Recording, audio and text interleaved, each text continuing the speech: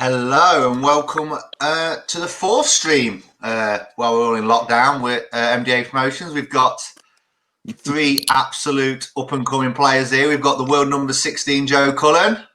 We've got the world number 20, Chris Dobey.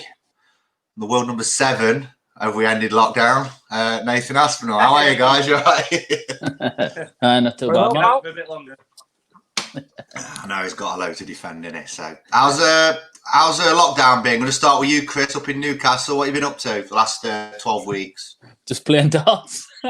Pretty boring.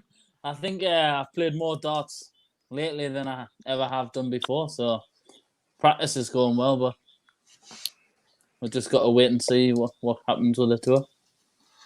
Joe, you've moved house and doing up the new house. You're living in a bit of a tip at the moment, you were saying earlier. Yeah, well, tip's a pretty polite way, but it's an absolute shithole. It'll get there in the end. But the worst thing about this for the lockdown is we can't get any materials and things like that to get things done. So just living in squalor. I've got some finish, some plaster. I bought 20 bags before lockdown. You can have it 30 quid a bag. I'll drive it up to Bradford for you.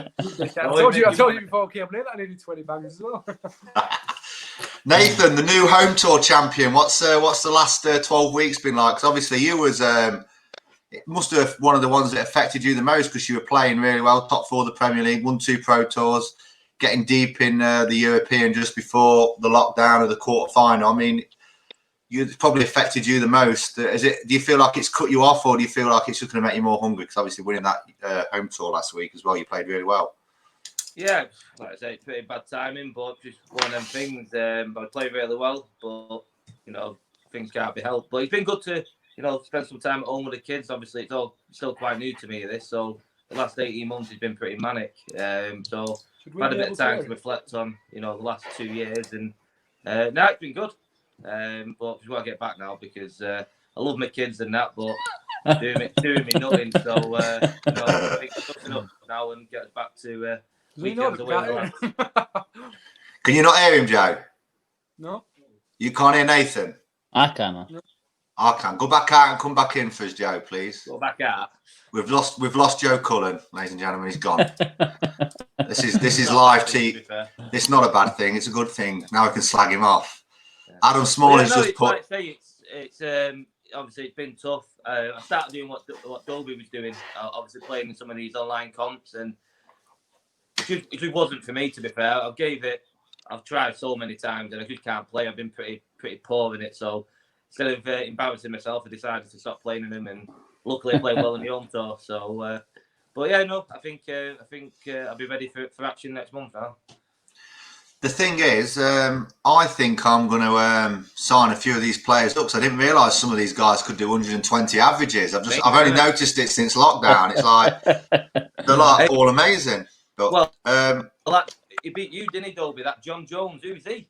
He's some Welsh lad. I think he's in the Welsh international squad. But I think he missed double 12 for a 9. Then he hit a 9 and then took a 170 out. The 3 legs in a row, so a lot of Van Gerwen about it. Harry Ward's just texting and says, "Hello, lads." I don't think that's a question, but he's just saying hello. Big H there. All right, Big H. Harry. Here we go. How was the home tour? Was it hard to get going, Chris? Obviously, I'm used to practicing at home, so it wasn't any different for me. But I enjoyed it. To be fair, obviously, I didn't enjoy like giving Joe the game there. Like I threw that one away.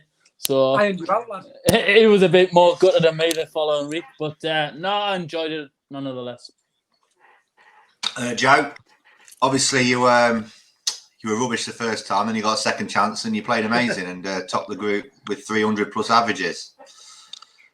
Yeah. I think the home tour was really beneficial for me because I'm not big on practicing sort of with players, and that's effectively all it is, isn't it? Just match practice against the computer, basically. But yeah, I think I'll be one of the ones that benefited the most. Obviously, they've benefited more than all of us, but yeah, it was good. It was better than what I expected, put it that way. Could have been different if you won that last leg. Oh, yeah.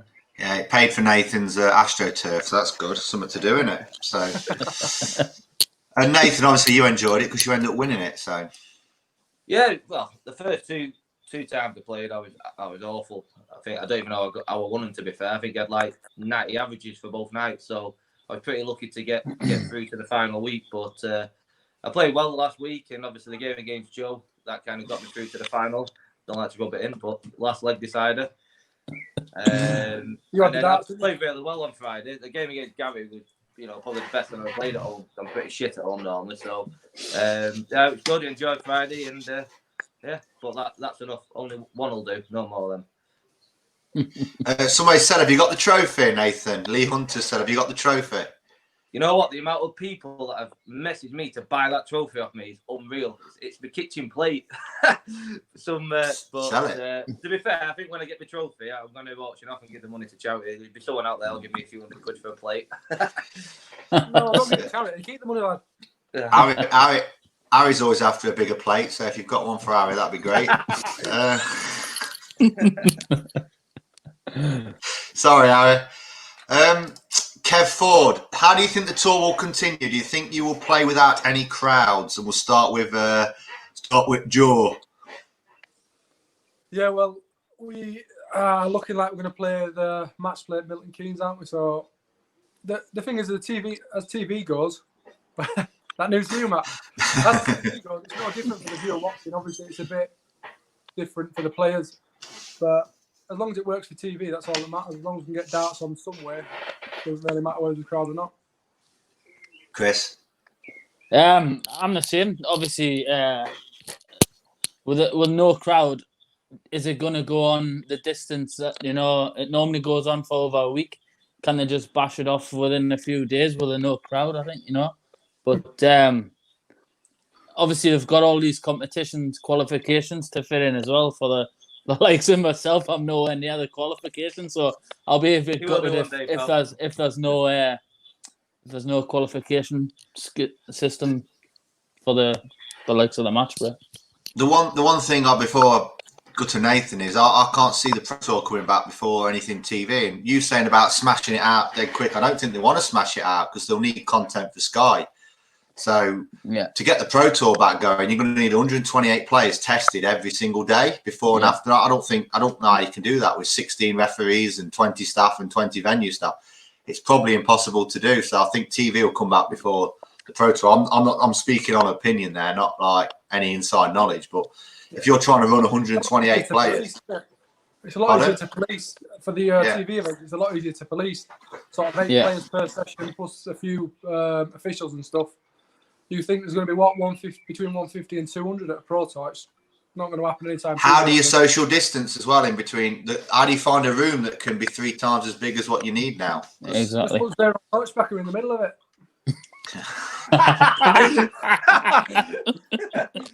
Oh God!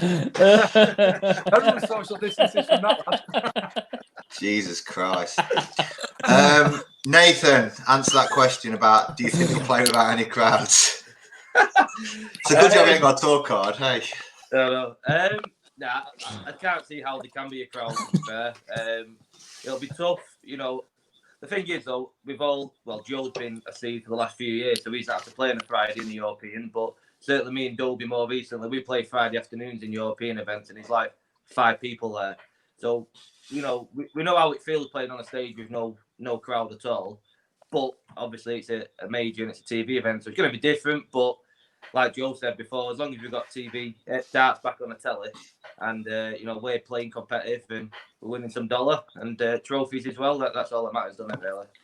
Yeah, I think I can see the big tournaments coming back, but obviously I can't see how they can police it. Cancel the Champions League though. Looking forward to that one.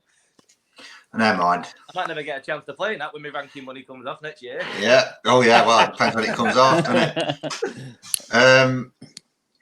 Yeah, the Champions League. That's at Leicester, isn't it? Yeah. What a great city. Leighton Bennett has said, "What's your favourite darts venue?" Nathan. See, I've only played there once and I got beat, but purely just because of the atmosphere, because it's kind of like local to me. I'd have to say the match play. The noise was unreal there. Bet louder than the World or anything like that. So I'd probably say the match play. But Dublin was quite up there in the Premier League. But match play. Talking about the match play, they're showing it on Sky Sports now, Joe. Sunday afternoon, 2019. Ian White versus Joe Cullen. Oh, do I get a leg this time? You get close. Joe, which is your favourite venue? Oh, it actually is as well. Well, obviously not last year, but Blackpool's the best venue. I remember my debut there, and it's just something about the play. Everybody says that day. Oh yeah, you was just in fight, wasn't you? Everybody says it, but there's just something about the venue. It's just, even when it was old-fashioned upstairs, it was still, there was something about it. The back on top of you, aren't they? It's the atmosphere. It's so loud. Yeah, because it's horizontal as well. I would have to agree with the match play, even though I've only played the once. Atmosphere is brilliant, but nothing will take away playing the Premier League at Newcastle. That was probably the next best thing. Like, obviously the crowd on my side as well, so I would have to say that. Just before we move on, we've actually got a special guest that's coming onto the stream. So we're just going to play a little bit of a video before we introduce him. But he's an absolute legend, and he's It's not Zoran, is it? It's not Zoran Lurchbacher, no. Double top, match point. Double 10, he's never missed one yet. He hasn't missed one now. Goes down on his knees. Look at that for sportsmanship. Simon Whitlock there applauding. Look at his dad. Look at Cynthia. Here he is, Mark Webster, ladies and gentlemen, live from Denbigh in Wales. Good on, Webby, lad. Hi, boys. How we doing? Nice, Webby, lad. How Good, we doing, mate. right? Yeah, good mate. Yourself? I just heard enough to hear about Joe at the match play last year. Right, Yeah, it was. Yeah, I didn't want to bring it Sorry, up, mate. but sorry. That's on your notepad, that. It is actually. I'm joking. Adam brought it up on the comment. What about the year before when I and Darryl? How was that on there? Actually, the year before the match play, we've got footage of the break when you went in 9-1 up against Darryl, Joe, which is quite unique for something like this. Here's what the crowd is shouting! Bastards and bastards and bastards and they shouldn't be shouting at me! It should be shouting at you! And do you know why? Because it's half time and we're 2-0 down to the Mexicans! Wrong with you! Get your fingers out! Where's your bottle gun? And come and pay attention when I'm talking to you! If you don't want to wear the shit off, there's thousands of kids out there who... That was me at half time when you were 9-1 up. sat next to your sister. Yeah, that was a good day. Yeah, so thanks for that. That Yeah. was a good day, right? Mark. Anyway, we saw that 2008 World Champion 12 years ago. You had a lovely mopper out of there, and you were young, fresh face, not knowing what was coming into the world of darts. There, just describe what it's like to be called a world champion. I don't know, really. It's so long ago now. It keeps getting further and further away. It's quite strange, like you said. I'm different bloke now. Nice feeling, wasn't it? But yeah, I can't really describe it. Really, I don't get some massive buzz out of it. If I'm being honest, I did back in the time, but now you kind of look at different things. I'm just sort of concentrating on what I'm doing now, and it's not a great deal. So kind of, I don't forget about it, but I'm not sure I watch it back or anything. But yeah, it's a nice feeling, but it's a long time ago. So it was pretty pointless winning then, Webby. I think. So it was pretty pointless winning. lots of negative answers. Yeah, the tax man had a field day with me, so yeah. someone enjoyed it. What about the promotion? Actually, obviously sharing the stage with Simon Whitlock. Then 2 years later, you're in the semi-finals of the PDC World Championship. That must have been a bit weird. With obviously you struggling your first year, just scraping in by £50 away pallet, and then getting into the semi-finals and losing to Phil Taylor. I think was it 6-0 that year? Yeah, 6-0. I think I won 4 legs. But the main thing was I beat Barney in that third place playoff, didn't I? He was up for it as well. This is actually this is a video. This is a video. So yeah, remember the gear, District 11, it was called, from Next. That's what I was wearing there. Yeah, that was good. But so you've played on the PDC stage and the World Championships. Obviously, you got to the quarterfinals, semi-finals. What's been your biggest memory of playing in the PDC? Obviously, playing in the Premier League. Obviously, didn't go well. We had 110 average against Adrian. I think was it in Cardiff when you won 7-1? No, Exeter. Exeter, yeah. I did it in the smallest venue. So what's your pick memory was? Beating Taylor's got to be for me because that sort of set me up for 2 years. It was a double money match. I went from 25 to 50 grand, and I was in all the tournaments then for 2 years. And I got an absolute hiding in the Premier League week in, week out. But apart from that, I think I did all right for a few years. That was probably a little changing point for me. I could sort of plan my few years ahead. It's harder to do that now because it's so much more competitive. But back then, it was the financial stability I had for a few years. It was a good achievement, I think. I agree, and obviously you've dropped off the tour last year, but you're playing well in this Modus League. Did you won yesterday? Didn't you finish top of the league yesterday and the day before? Saturday, sorry, yeah. So you enjoying playing at home and just waiting for Q School? Yeah, I've just played. To be honest, playing this has done me a favour really because I wasn't really picking my darts up. I was literally just going to leave them for I don't know, maybe till about now and drop in some comps. But I've not been forced to play, but I've requested to play, and I'm quite enjoying it. Really, it's a bit strange, but winning some games, it's a bit frustrating at times. Obviously, it's all over stream, but I quite enjoy it. I'd say in terms of where I want to be, I'm ahead of schedule and just see what Q School's like if there is one January. Yeah, fantastic. Well, thanks for joining us anyway. We're going to have a lot of banter with these guys, no doubt. So we're going to take some questions, and I don't think this means you, Mark, but we've got you three are the young ones on the darts scene. Who inspired you to play darts, and who is one for the future? So start with Nathan. So who inspired you to play darts, and who's one for the future? Inspired me. I don't know if it kind of fell into darts really. I didn't really know much about it, to be fair, until I was about 16. Obviously, I could play football and golf, but my granddad and dad always played, so I'll probably say them. To be fair, I didn't really know any of the old school players, and then obviously when I first started playing, the guy that I liked the most was AD and Wes Newton. So I love watching them guys play.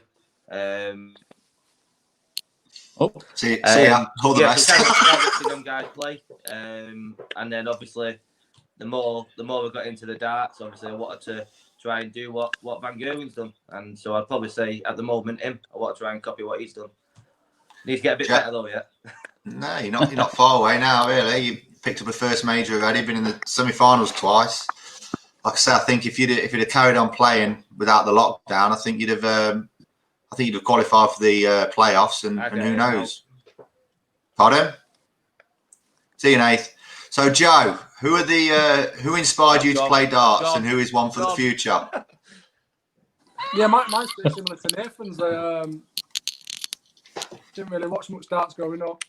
My uncle and my dad just used to play in the pubs on games league, so probably them, not inspirations, but probably reasons why I play darts. And as regards to one for the future, I think it's difficult to sort of pick one of the young ones coming through because they've not found out what certain parts of the body's for, and the other side of the game. But do you know what I mean? You can't judge them yet before they've discovered themselves. What about guys that have already played on the tour, that like Luke Humphries? Obviously, 2 quarterfinals at the Worlds. Would you say that he's got a chance of maybe breaking the top 16 eventually? Yeah, it just depends how it goes. Obviously, Luke's documented his problems pretty well, so a lot of it depends on how he recovers from that as well. But I think probably the young ones that I've seen that actually look like they've got the game. Like Keane Barry looks pretty good. He looks like he's got a good attitude as well, from what I've seen of him so far. So, Joe, who inspired you to play darts, and who's one for the future for you? What, me again? Chris, sorry. Sorry, Chris. I would have to say, obviously, like I say, I was in my football when I was younger, so I wasn't really into the darts. But my old man's played for years. See whether he was the one that. Back a minute. I think he was the one to actually get us into darts, and obviously with him playing like most of his life, to be fair. But Steve Beaton was always the one that I took to the most, obviously when I was watching it on TV. So I would probably have to say those two that drived us on to do what I'm doing now. And the one for the future, I haven't really met the lad, but obviously in this lockdown I've played him a few times. I think Nathan played him the other day. There's a young Irish kid, Martin Hennigan or something. I think if he plays the way he's been playing lately, I think if he plays the way he's been playing lately, I think he could go on to get his tour card and do big things. So I think it's difficult though, like Joe said, because a lot of them. There's a player that I always tout on about, and I think he's amazing. But if he don't want to do it, it's difficult. Like his name, obviously it's Rafferty, but he wants to. He's 20, and it's hard to tell a 20-year-old. Never. It's hard to tell a 20. It's hard to tell a 20-year-old to say, "Oh, come on, settle down, mate. You can win some money tomorrow, and he can go out and get hammered." You know what I mean? You've played him, Chris. So I mean, he's got the game, but it's just the attitude that you need to do. But we're gonna go over to Nathan now. And obviously, the last 2 years have been a massive meteoric rise, and all started with the win at the UK Open, and we've got the last few legs here. I don't want to see that. Colin Lloyd's done it to win a major. So Ted Hankey. Yeah. BDO Worlds. There's one. There's two. He's done it! And what a way to win! That is a star's way to win a tournament. Yeah, some good memories there, Nathan. That was like the springboard, really, because obviously you got to the semi-finals of the Worlds, but a lot of people, including myself, actually thought it might have been a bit of a fluke. But obviously you backed it up there. There was a game that sort of changed. I think you were 7-3 down to Steve Lennon in the last 16 on the Saturday, and you came back and won 10-9. Rode his luck. He rode his luck, yeah. Well, you do have to. Rob Cross had 6 or 7 match darts against him. He's world champion. So many tournaments where people have match darts against you, they don't take them and you go and win. Did Steve actually have any darts to beat you? No. Christian Kiss, don't I? Christian Kiss missed a dart. I think it was the round before to beat me 10-9, and then I think it was 92. I think I went out of bull 17 bull in the decider, and then I got through play stealing, and I was 7-3 down, and I can't even tell you what I was doing to myself backstage when I went off at the break. I was physically swatting myself because I was playing so poor. And obviously, I wanted to, I played shy, and obviously I needed to. I felt like I should have been, without being disrespectful to Steve, but I felt like I should be beating him. And then I managed to pull something from somewhere and get the win. And I think that kind of everything was a bonus after that, because I thought, I could have either gone out that round. But the final, to be fair, it was horrendous. And I think if he didn't have took that 170 out, it would have gone down as arguably the shittest major final in the history of darts, because it was that poor. I bet you were really worried about that, weren't you, when you had the trophy in the check? I bet you're thinking, Obviously not. Oh, God. Obviously not. This is the worst final in the history of this check that's clear and this massive trophy. It wasn't good. It wasn't good, and you know yourself when you're playing. You know yourself if you're playing well or not. And we both struggling, but obviously to finish with a 170 was special, and obviously it was me. my first TV event, and yeah, it was mint. I always say that was there as well, which made it better. So yeah, his granddad took all the glory. Yeah, boy, on that He corner. was more famous than me and stopped bought him. Needs to stop going on the camera. It's not very professional. Like I say though, you went on to the US Masters, and I always say that first final, that first major final for players is people say, "Oh, you know, there's no pressure on you." But I think there's more pressure because if you start to lose finals, you start to go on a roll of getting to finals and losing them. And Terry Jenkins, Michael Smith, Dave Chisnell, I think you win that. But you win that first one, and the pressure's off then because nobody can ever say you've never won anything. Mark, you got to the final of the Worlds and you won it. Then obviously you get to the next one, which is the US Masters, and the pressures it's not as big as the UK Open, but the pressure's off you because you've already won one. You know you can win, so there's not as much riding on it. So if you're going to your second one and you've not won one, it starts to roll that you've not won one. Like Mike Smith's had umpteen darts to win majors and just can't get over the line. And you know. I think that's what I was going to say. Then I think once you've hit that double to win a TV tournament, like you're not thinking about it next time you're in that situation. Yeah. So obviously, the Vegas didn't even cross my mind. It was just another leg of darts. Obviously, you know, Mike's having that problem at the moment. Every time he's getting darts to win a TV title, he's thinking, right, this is I'm finally going to win one. And if you're watching Mike, I'm sorry, but then he fucks it up. But he will get one, you know what I mean? There's no doubt in that. He is going to get one. Can Nathan patronising him there? About that. You'll get I one. can't hear Nathan. Oh, you can't hear him? You can't I hear can't him. hear Nathan. I can hear you, but not me. No, but I reckon he's making some good points. I'm just nodding occasionally. Good lad, mate. Mark, go out and come back in again. It'll He was only correct flating itself. you. I was calling you everything, Mark. Just telling you terrible. Says you got a terrible mop on your head. Here we go. This is a good question. Taylor, MVG, both in the prime. Who wins? Joe, you ain't spoke for a bit. You can start slagging people off again. MVG. Chris? I think he took it to the next level, so I would have to say MVG as well. Then. Nath? Mike, definitely. I think you're all wrong. You're wrong. Well, the thing is, I think when you live in different eras... wrong answer there, Matthew. No, there's no, but you live in different eras, so you only remember the one that's most recent. So, like, if... Webby will tell you. Webby, who's best? Phil or Van Gerwen? I agree, Mark, yeah. Mark! Can you hear Webby? Can you hear me now? Can you hear me? You don't Mark. get this oldest, do you? Mark!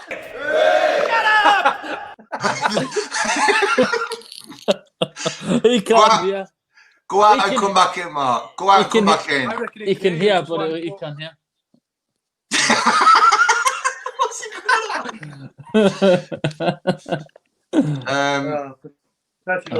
Heard a rumour going about the Brig House League starting again. Do you want to join it again, Joe? No. Don't think about that. We've got Devon, who's had a busy couple of days. He's actually texting. He says, "Hello, boys." Devon Peterson. Thanks for that, Dev. I'll read. Chris Bradley. Wow, get him off. He's texting. No, that's not him. At the very best, MVG, the average is standard, says it. Well, Taylor averaged 111 for one tournament from start to finish. People forget about that. I just think Van Gerwen's better in his prime because Taylor wasn't getting like silly averages like throwing it in like they are now. Yeah. It was only occasionally. Yeah, I think as well, obviously Mike's doing it against lads that are throwing like 105, 110 at him as well. Do you know what I mean? Whereas...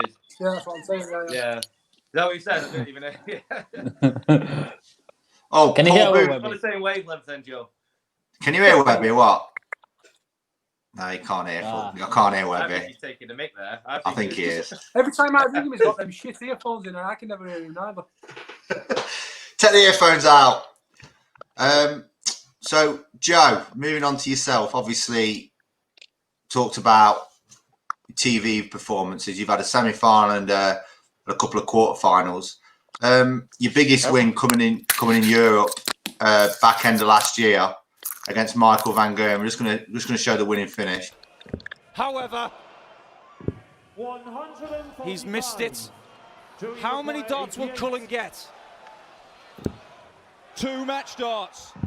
He only needs the one! We have waited and waited and waited, and the rock star has finally delivered. What was it like beating, in your words, the greatest ever there in a big final in Europe? Because obviously you got to a lot of semi-finals. It was your first final, and just saying there to Nathan, it's important to win your first big stage final.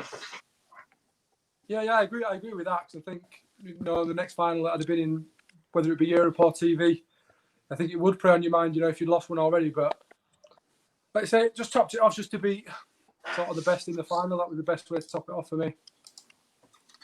And obviously you had a great match with Gary at the quarterfinals of the match play where you missed 2, I think, to go through to the semi, and obviously playing Jeffrey Deswan there, you'd fancy going to the final. I mean, you always talk about that game. Do you still, have you watched it back? Do you still believe that the worst player lost or the better player lost? Yeah, I don't always talk about it though.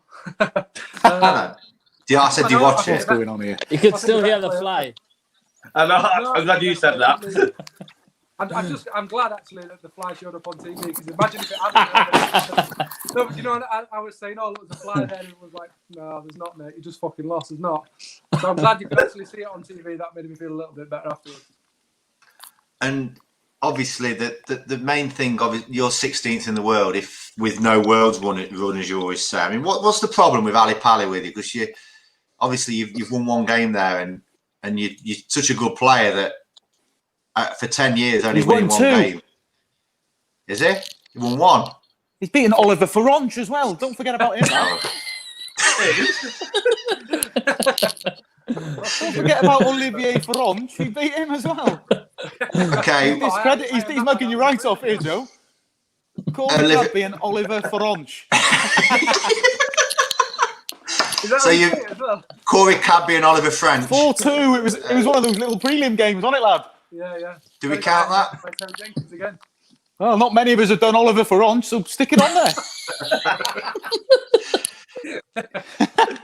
let's put it out there. Olivier Ferronch. Has anybody played Olivier Ferronch that can back this up? Joe, as you've beat him. So anyway, Joe. So what's your problem with the World Championships? What's your problem? I honestly don't know. Like I say, I can honestly say in the that'll be it. Yeah, I don't know how many appearances I've had there. I think there's twice where I felt, like I wasn't confident. I thought, I hope I win, rather than expecting to win. But the other times I felt good. Even going on stage, it's just not happened. The worst one was when Nath got to the semis, I think, because that quarter, even the half just opened up to everybody, and obviously Nathan was the one to take advantage. But I think, if you look at that running, I wouldn't have played anyone ranked in the top 20 to get to a world quarter-final. What's going on? Webby's protesting. Mint on it, Joe. Mint. yeah. But like before, I could moan about the draw. That's one of them. The draw was there, and I couldn't use it. But obviously, Nath did, and he's moved on, and I've not. Yeah, I mean, obviously, do you think that you will? What's your ambitions? Do you think you'll break the top 8 in the next couple of years? Is that what you want to do? Obviously, I know you want to play in the Premier League. Every player does. Is it something that you believe is just a TV form? Because your European form is great. I think your floor form's dropped off the last 18 months. You'll probably agree. But European form, you're always winning your first game, getting to quarters, semis. Obviously, the TV form is where the money. Nathan's got 300,000 on ranking just in 3 tournaments. That has a massive effect on your ranking, obviously. So, is that where you think that you're going to have to improve to get into top 8? I mean, huge deal in 2 years. Well, yeah, but you need to get the floor form, like you say that. What you say that? You'll be in Q school in 2 years. fucking ray of sunshine, you. He's horrible, isn't he? Fucking pessimistic. I'm getting a bit of stick here because I'm not talking to Chris. So, Chris, the last year you've got 2 TV semi-finals. one at Dublin, one at the Players' Champs, beating the legend Barney. We're gonna see that. And it tops. 59. No, a look of resignation on his face. Chris Dobey, double 14 for the match. And he's taken it. Very easy win in the end. Didn't throw particularly. So obviously that was the game where you beat Barney in the quarters and you played Gezi in the semis, and you was 6-4 up at the second break. Was it 6-4? And I remember texting you. You was really disappointed. Was that felt like a missed opportunity? No, I think I was 5-5 at the second break. Oh, was you? Because it came back. I think he had 3 11s out of the five legs. The second half of the break, and to be honest, I felt like I threw that one away. To be fair, because I was playing well and I was confident reaching my first final. I obviously, like I say, I couldn't miss early on and took a good lead. And like I say, when you get that bit of a gap between obviously the two players, and it was just silly little mistakes, missing crucial doubles at the wrong time, and he punished us. And obviously, I couldn't claw my way back. And obviously, the World Championships as well. You've had some great games. One with Gary Anderson, which I think you missed one match dart at the bullseye to go through. Also playing Phil Taylor at the World Championships in his last ever World Championship. What was that like? Because you got a lot of attention that week. Yeah, well, that was probably up there one of the best games of my career. Not obviously on performance wise, but obviously playing the legend, obviously the 16-time world champion, and it was a big thing for me, and I got quite a bit of limelight with the game as well. So it was like a big thing, and I think I took that into the game and didn't really settle up there because I started missing chances, which now I would never miss, and it still sinks in the back of my head, and it's just one of those, but I had the pleasure to play the best. Obviously, I'm saying now, even though I said MVG was, but I'm saying the best there ever was, So it was a big thing. Yeah, we've just been speaking before we went live, and I didn't realise you're not in the match play at the moment. So obviously, you're hoping that there's a few qualification events before. How come that? Has it been the floor form, or has it been a European? Because you were flying on TV, and I thought you were top 16. No, I'm miles away. Like I said, last year I was just lucky enough to do enough to get into the match play by reaching the Euro Tour final. But my floor game has been absolutely pants lately, really. And I need to just sort myself out and start playing a lot better. And before the lockdown, I feel I was actually getting my form back and picking up decent results. But all my big wins and that's been on TV, so I just need to sort my full game out before getting these qualifications. Here's one which is a nice question. Not really nice, but it's interesting. Joe, we're going to start with everybody. Hardest ever TV defeat? I think I know the answer to it, but it wasn't Olivier Ferron, was it? I'm guessing I know, but I don't know. I might not. Yeah, Simon Whitlock in Germany 2 years ago. I just battered him all game and 10-7 up and lose 11-7. It's unforgivable. So that was... Yeah, I took that bad. There's somewhere in the middle of Germany, there's a set of my darts that I just absolutely launched afterwards in the middle of a field. But you know, the moment I launched them and I thought, shit, my phone was in my case. But luckily, the manager picked it up off the table. So, but yeah, that was tough to take. Especially, there's nothing worse than losing a game like that and they lean in for a hug and all you want to do is headbutt them. Nothing personal. Just doesn't matter who it was. It just, obviously, you just want to get off stage as soon as possible. No, I think a lot of people respect that, really. Everybody expects you to give them a hug and say, "Oh, well done, good luck in the final." You just want to say, "Fuck off! I want to win. I want to win." You've just took my dream away from. Especially the way he took 110 out as well. It's like the worst way to take 110 out. Oh, and it was very special. Very special. Yeah, very special. Chris, which is your worst TV defeat? You ain't had that many, really. Nah, not really. But I would have to put the one against Gary because obviously I felt I had the game and I just, like I said before, I didn't do enough to get the win in the end and threw away silly leads and it hurt us like, and I couldn't stop thinking about it for a few days at least. Not the world. It's terrible when it's the worlds. It ruined. Even I'm not a player, and I've had my Christmases ruined the last few years by Glenn Durant, John Henderson, and Jamie Lewis. It's been, it's horrific. So God knows what it's like when it's players. So I mean, Nathan, what's your worst TV? You could name them. I think Webb will remember this when he see me after the game. Glenn Durant at the Grand Slam. Oh yeah. I think I actually broke 2 of my knuckles after that game because I'm an absolute weapon and decided to punch a rock hard wall. A rock hard wall. Yeah. But I was absolutely.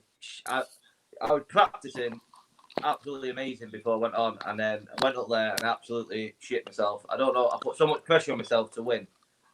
And I was just banging nerves, and I just threw. I was awful. I came off. He beat me 5-0. He had about an 82 average. Beat me 5-0. Qualified through the group, and then got to semis. But yeah. And I was walking back up stage. Obviously, wanted to. He's like Joe said. Anyone who's in my way could want to red butt or do something to him, and they go, "Oh, it's one of them things, mate. Keep your head up." I'm like, "Fuck off. Leave me alone. I'll get my bag." As he's going. Right, you can't swing back and just won't get out of the building, man. But definitely that, mate. Definitely that. Without a shadow of a doubt. I don't think Webby's ever got annoyed with his opponent on stage after losing. I'm not sure he has at all. I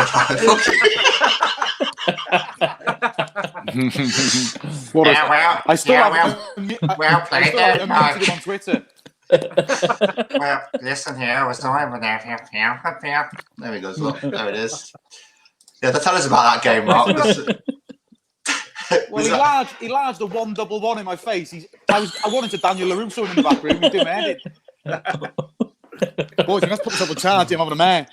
I remember that because it was 1-0 to you. You absolutely hammered him in the first set, and then you had like 9 darts to go 2-0 up. It's gone now. Look. See you later, Mark. Yeah. No, he's putting himself on charge. He just told you before. Can't hear you, Mark. Right. Okay. I'm just getting into him then. That's amazing. I was like ripping the shreds out of him, and then he's just gone off. Go out and come back in. Again. Here we go. Best player never to win a major. That's from Ryan Grant. See you, Mark. Yeah. Joe, go on. That's a tough one, that one. Oh, I was hoping you'd pick somebody else. There's only 3, I think. There's only 3 that you can say. Yeah, but just because I've got to loads of finals doesn't mean they were the best player never to win one. Surely that's one of the criteria for it. I'll probably say Chizzy or Smithy, one of those 2. Well, I can think of 4. Terry Jenkins, yeah. Terry Jenkins. Baxter, Jenkins, Chisnell and Smith, I'd say. But Chizzy and Smithy. Dobey there. Chizzy and Smithy. Chizzy, I think this is not going to be nice. I think Chizzy's sort of like coming to the he's at 6 or 7 finals. You know, he gets to the point where you will never win a final. Does that make any sense, or am I just being a bit harsh there? I thought he was going to win the Grand Prix. To be fair, this year, I really did. Because especially the way he played against me, he was unplayable. And then did he beat you, Doe? No, he beat Glenn, I think, in the semis. Glenn, but I did think he was going to win that, and obviously that's why I don't bet on shit. And you're not allowed. And you're not allowed. Yeah, let's just go there. Adam's quoting him.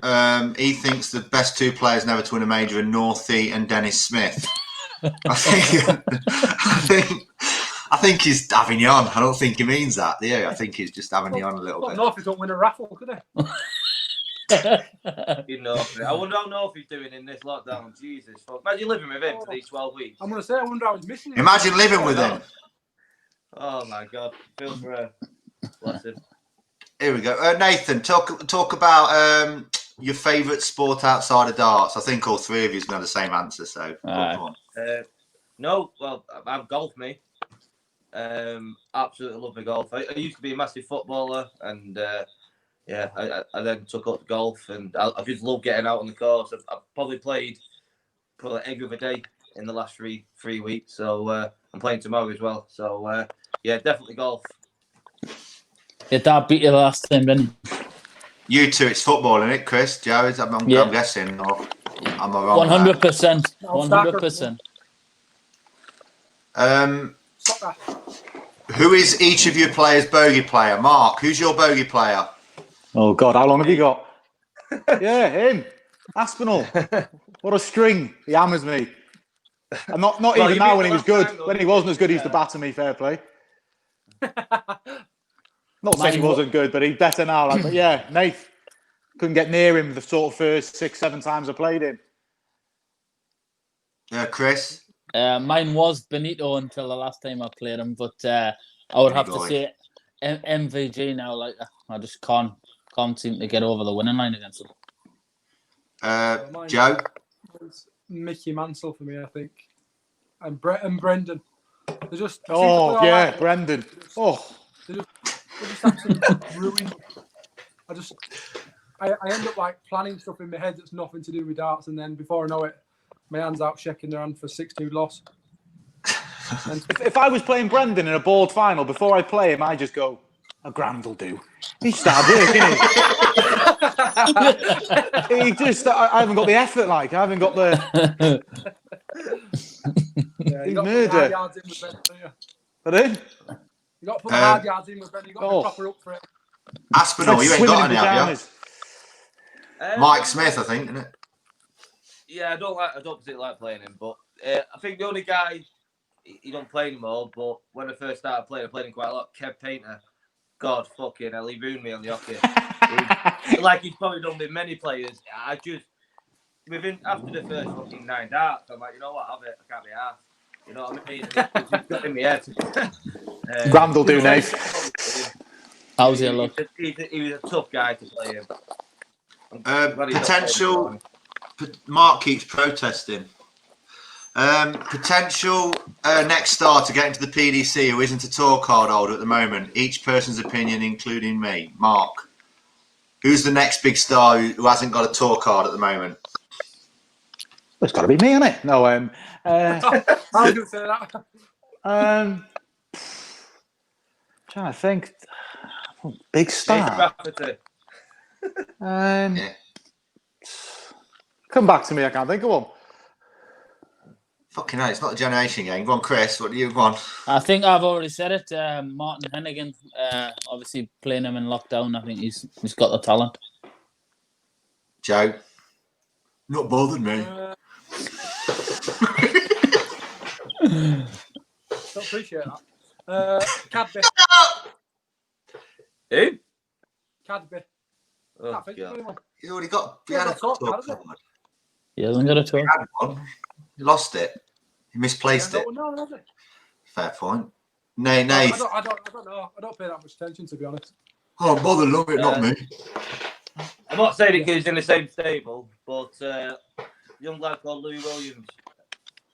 Good player.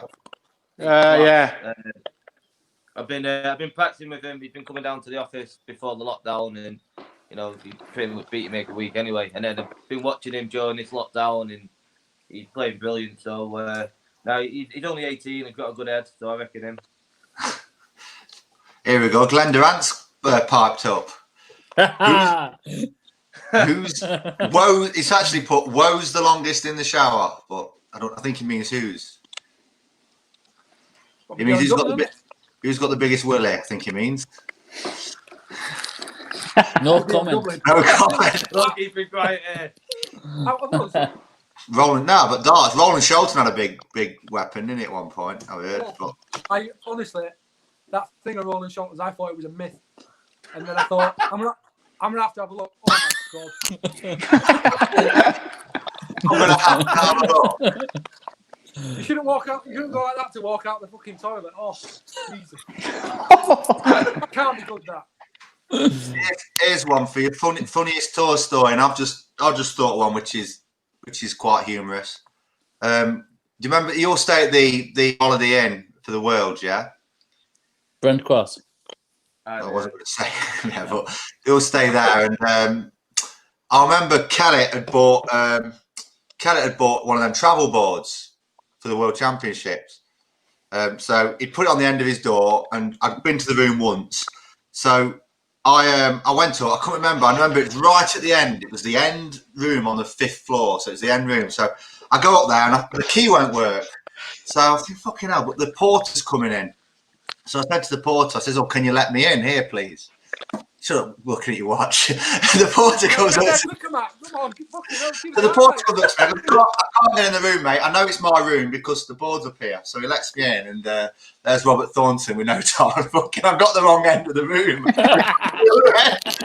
And it just happened to me. He shot up and went, "Oh, fucking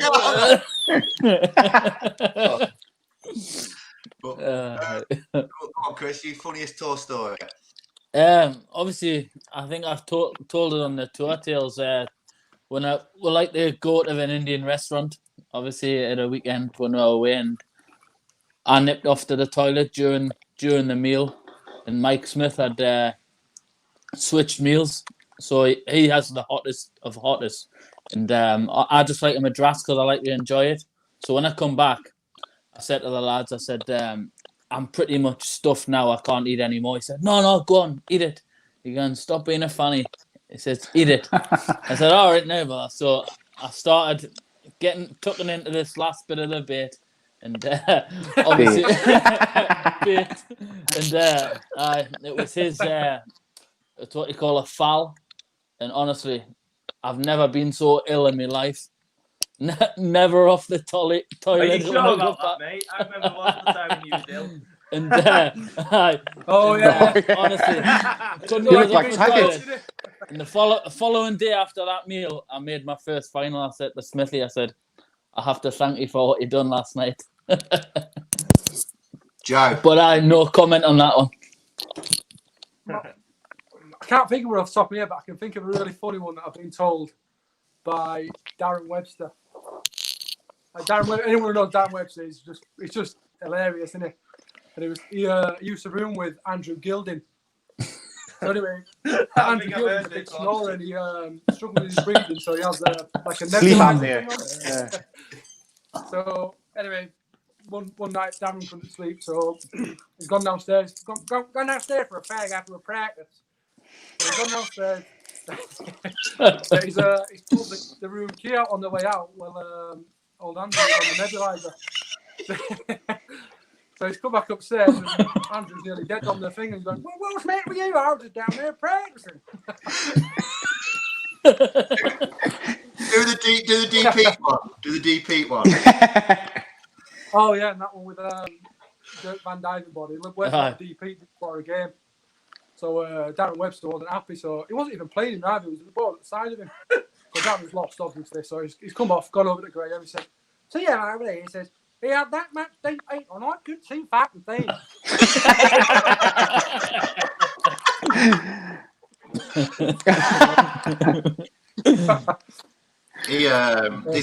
He's a funny lad anyway, Webster. Just have to know him, don't you? Webby's up there with the funniest though.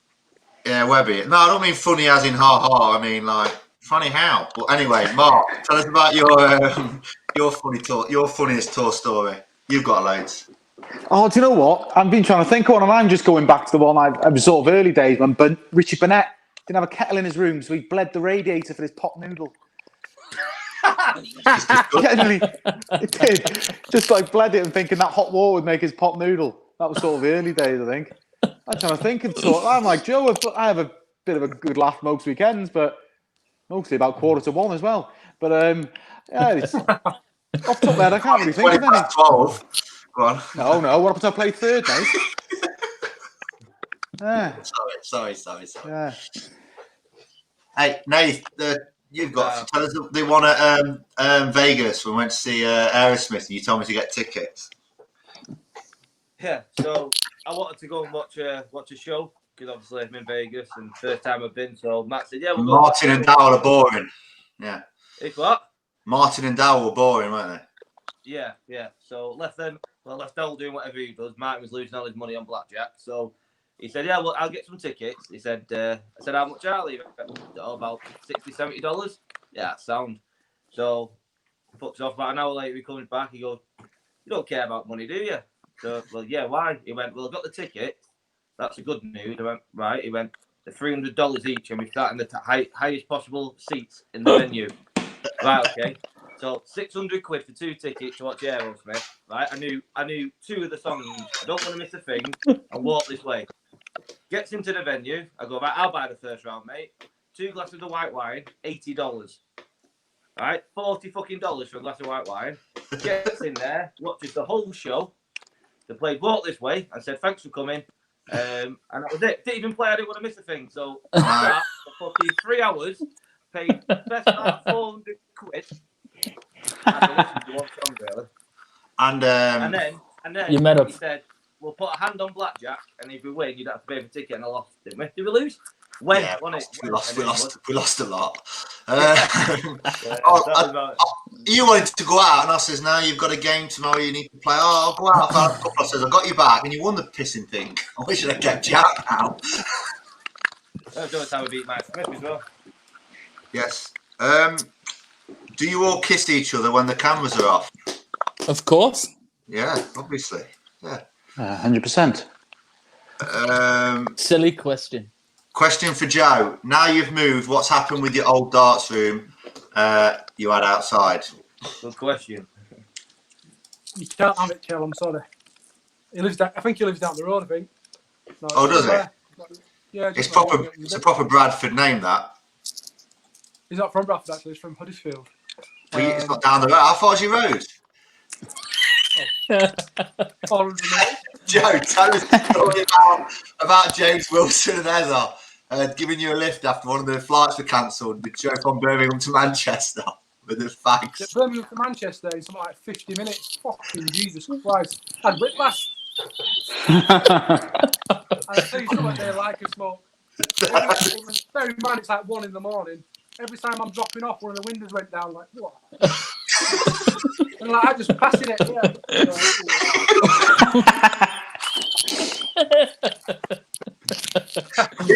We shared a caravan with him once, and it's just non-stop, just at the door. I don't think he slept. I went to bed, he was at the door with a fag. I woke up, he was at the door with a fag. Yeah, man. I've got photos like that. I said that though. Imagine James like the copper that gives you bad news. Like, yeah, Fred, there's been an accident.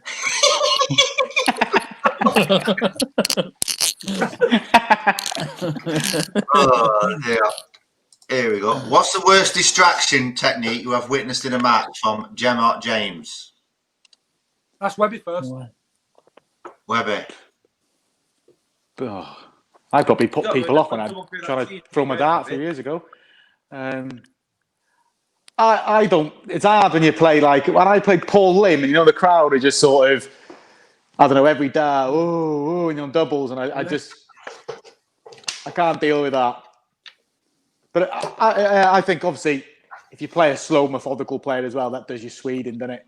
So it's hard to grasp. I mean, someone like Michael Barnard, he's slow, but he sprints the hockey to get him out. In fairness, and some players are slow, deliberate, and it's hard to play against. But it is what it is. But yeah, I'm guessing like the crowd and like I said, the slow players as well is a real tough one for me. Like we talked about Brendan earlier.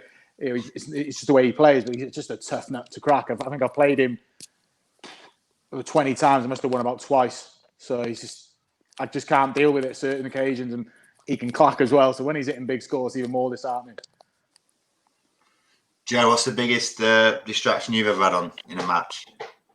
It was this year actually, and I think it happened to Chris as well because we spoke about it afterwards. Separate weekend. I've never seen anything like it. Just walking to the board and then taking your darts out one by one, slowest ever, and then I don't know, just like walking on eggshells the whole way back. It was just I've never seen anyone take as long to walk back in my life, and knowing that they're doing it, I just think it's cheating personally, but Chris, same for you. Yeah. That's dog rough. That's dog rough. That is. Go on, Chris. Tell me. I would say something similar to that, obviously, but the game against Fallon at the Worlds, having that stick behind you, giving you a lot of shit, you know, it's not nice, and I think that was pretty off-putting, to be fair, and that's probably the worst that's happened to me then. And Nath. It's nothing to do with the crowd or anything. It's and I don't think the players know they're doing it half the time, or maybe they do, but I think on the Premier League stage, there's a part of the stage where you can hear it creak, and it's probably happened on other TV events. And obviously, I like to get on with things. So as soon as I'm at the hockey, they're walking past, and you kind of feel it drop, and you can hear it creaking. So then I have to constantly reset. So for me, that always puts me off. That's why I keep stopping and starting all the time. Is that still there, Nate? That's why I lost 8-1 7 weeks on the trot. Is that Still there, pal, yeah. Oh, I need to address that, yeah. Cost me thousands, mate. Your all-time favourite TV player? All five of us. So, Joe, your favourite TV player? Don't know. Me probably. No, I used to really like watching Adrian Lewis when he was, you know, on top of his game. I think he was one of the best players to watch. So everything was effortless, and I think he just got into a bit of a rut, sort of recently. You know, trying different things, and I think the things that he was trying was taken away from his own game, and the things that he was really good at. I think in full flow, he was a match for anyone in the world. Christopher? Have to say Steve Beaton. Obviously, he was one of the ones that I looked up to, and just the way he goes about the game, just cool as out, you know. And he just does what he does, and never ever whinges. He just gets on with it, and it's just brilliant to watch. Webbo. Mark. Webby. I like watching Eric. I mean, he's a bit too brutally honest, isn't he, when you meet him? But I like watching Eric. But I like watching Gezi now, to be fair. Yeah. He don't care who he plays, and it's not like he makes special things for certain players. You just give it to anyone. I like watching him play, and you know he's pretty good with it as well. Yeah, he's box office. So obviously Eric from the past, but I do like watching Gezi now. Lovely. Free moves for you, Eric. Nate. They both said it, to be fair. I think what Joe said, AD when he was when he was full flow, he was amazing to watch. But like Webby said then now, to be fair, I don't really watch much darts anymore, but if Gezi's on, I watch him. I think he's mint. I absolutely love it. I love playing him. He's like the guy that I like playing the most. So definitely Gezi when he's on the stage. He's he makes it interesting. Mark Webster, how much did Webby pay that bloke to shout miss against pipe in the 2011 Players' Championships? I didn't pay him bugger all. It was my brother. It was quite funny because you went. I know it's out of order, Justin. It's out of order. It was clear as day one. At Doncaster had about 26 people in there, and he was on match starts, and he pulled it big time, and then he shook my hand, and he kind of went over to want to start on the bloke in the crowd. His head had gone. To be fair, we did like an interview about 2 minutes after, but yeah, Pipey's a bit of a loose cannon when things don't go his way in it. But I quite enjoyed it, to be fair. But he did. You got to the final, 24 large. I wish I'd lost in the semi. To Wes, was it Wes? It was, wasn't it? Yeah. Yeah. Right. Final. Last question, then we're going to get off. Thanks for your time and everybody that's texting. Even the idiot that's sending some ridiculous comments, I'll show you later. It's like really stupid. Hopes and aims for when we come back, all of you. We'll start with Nathan. So, hopes and aims when we finally do come back to a bit of normality. You know, obviously, I want to make the top four of the Premier League. Well, first and foremost, I want to get past Judgment Night, but obviously, I think one more win and I've made that. So, I'd love to make the top four. I'd like to say get to the O2, but I don't know where it's going to be the final night. So, I'd make the playoffs, and if not win one, certainly try and have another good run in a TV event. You know, maybe another final, and keep trying to make the top 4 by the end of the year. Joe? Just to win a game or 2 at the Worlds will do me. You know, I don't want much. Well, just ask Oliver to go back in it. See if we can get French back in the first round. It's Olivier for Orange. Get him back in it. Get him back in it. See if we can get the French qualifiers. Have a word with Matt Paul to get the French qualifiers up and going. Chicole and French. Chris? Just to actually get over the winning line for once, try and get our first title, and hopefully more follow the push into the top 16. Qualify for the match play. Yeah. Get them qualifiers played in the Euro tours to get us into that match play. Mark? Yeah, I'm just looking forward to watching these 3 as well play. I kind of take a lot more interest in watching games now because I've taken a bit of a backseat from playing. But it was 6 months. Well, I've just got to keep chipping away, preparing for next year, and hopefully I'll be playing against these guys week in, week out. But I'm just looking forward to the darts getting back. I think the match play is going ahead. I'm not sure what capacity, but that'll be good. And it's good to see the guys playing. They've earned their spots, and hopefully as well, Chris. I think he's going to have some events, but he's going to have to work hard to get in. He'll be there as well. So starting, I'm looking forward to the match play. To be fair. Yes. Well, thanks. Go on. They should just put all 128 in. Yeah, let's make it a big one. Yeah. Just for one song. Listen, thanks for coming on, taking an hour of your time tonight. Joe, thanks for missing Coronation Street, because I know that... Don't tell what happened. Don't tell what happened. Alan Bradley's just been hit by a tram, apparently. Might be completely different. Alan Bradley. So listen, it'd be good to all see you, and I look forward to be annoyed with you 3 when you beat Dowell or one of the players, and I call you. See you next Tuesday. In the Premier League, if I ever play. Oh, yeah. Hold on the Nando's for this. I was due to play in the Premier League. Hey, my dreams to play at the Premier League is cancelled. Oh, good. So listen, thanks for coming on. I appreciate it, and gives you something to do on a Monday. Sorry, and yeah, thanks again, and I'll see you all soon, and keep in touch. Thanks a lot. Yeah. Well done. Cheers, See you in a bit. See you in a bit.